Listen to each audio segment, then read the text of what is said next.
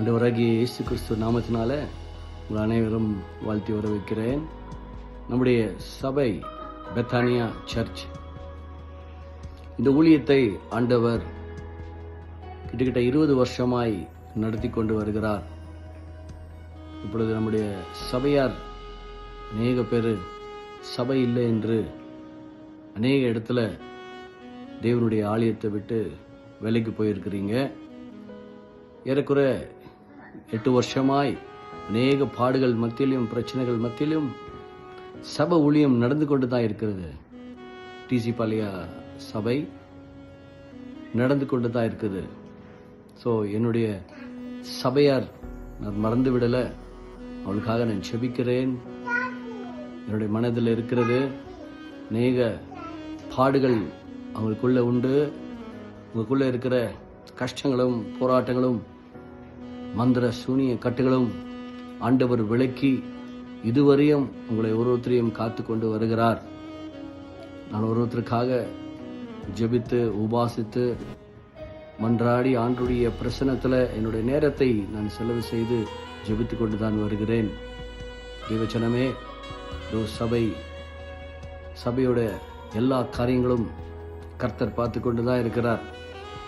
நன்மையை செய்து ஏற்ற வேளையில் எல்லா காரியங்களுக்கும் ஆண்டவர் ஜெயம் கொடுத்தார். ஜெயத்தோட இந்த இடத்துல உங்களோட நான் பேசிக்கொண்டிருக்கிறேன். ஜெய பெற்ற இயேசு கிறிஸ்து எங்களோடு இருக்கிறார், நம்மோடு இருக்கிறார், உங்கள் குடும்பத்தோடு இருக்கிறார். இதுவரையும் உங்களை வழி நடத்தி கொண்டு வந்தாரே, இன்னும் உன்னை வழி நடத்துவார். ஒருத்தரும் வாலிபர்களும் முதியோர்களும் குடும்பங்களையும் கர்த்தர் மறுபடியும் சபையில் சேர்க்கும்படி உங்களை அன்போடு நான் அழைக்கிறேன். எல்லாரும் தேவ பிரசன்னத்தில் வந்து சேருங்க. சீக்கிரமாய் பிரான்ச் சபையும் நாம் ஆரம்பிக்கலாம். அது எந்த இடம் என்று சொல்கிற அது நேரம் வரும்போது ஆண்டவருடைய பிரசன்னத்தில் வைத்திருக்கிற அந்த காரியங்கள் அது நேரம் வரும்போது நான் சொல்லுகிறேன்.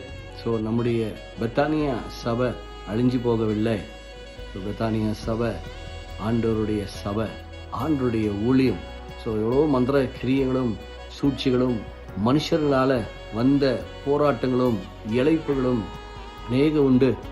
இதிலெல்லாம் ஆண்டவர் ஜெயத்தை கொடுத்தார். பாடுகள் மத்தியில் ஒரு சாதாரணமான ஒரு காரியம் இல்லை. எவ்வளோ ஒரு மீடியாலையும் எவ்வளோ ஒரு பிரச்சனைகளும் நம்முடைய வாழ்க்கையில் வந்தாலும் அதிலெல்லாம் ஆண்டவர் ஜெயம் கொடுத்திருக்கிறார். என் சபையார் அன்போடு நான் அழைக்கிறேன். மறுபடியும் எனக்குள்ளே எந்த ஒரு மன கஷ்டங்களும் போராட்டங்களும் யார் மேலேயும் இல்லை. தேவ ஆலயத்துக்கு வந்து சேருங்க.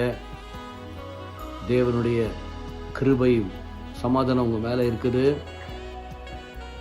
மறுபடியும் ஆண்டவருடைய சபையை திறந்து சபையோர் எல்லாரும் வந்து தேவனை ஆராதிக்கலாம்.